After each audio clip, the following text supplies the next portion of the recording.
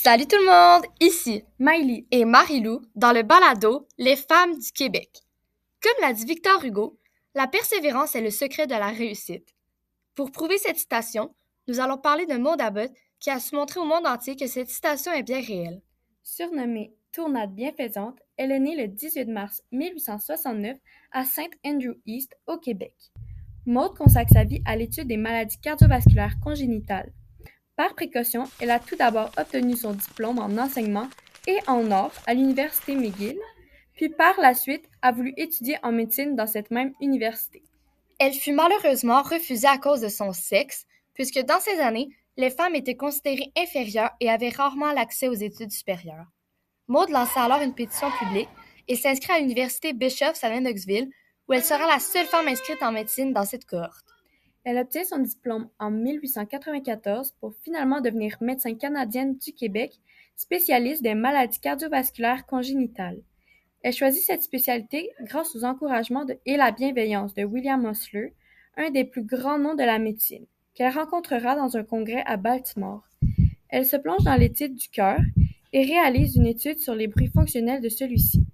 Ceci lui permet d'être la première femme admise à la Montreal Medico-Chirurgical Society.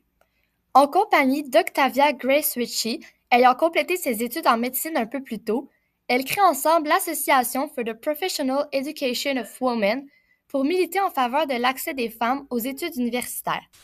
En 1898, elle est nommée conservatrice adjointe du Medical Museum of McGill University, où elle fait preuve de qualité d'organisation et de classement qui lui valent les félicitations de William Osler en 1904. Il déclare qu'il n'y a aucune collection en Amérique du Nord et en Grande-Bretagne qui s'en approche.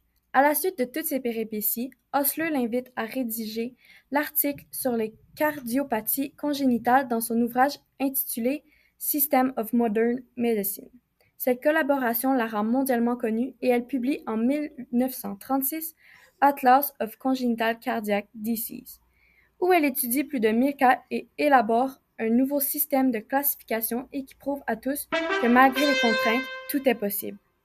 Cet atlas sera par la suite archivé à l'archive de la bibliothèque Osler de l'histoire de la médecine de l'Université McGill. Malgré ses refus, elle a continué de persévérer tout au long de son parcours, ce qui a ouvert la voie aux femmes sur la médecine. C'était le segment sur Maud Abbott dans le balado Les femmes du Québec par Maëlie Corbeil Et Marie-Lou Lamarche. À la prochaine! les besties!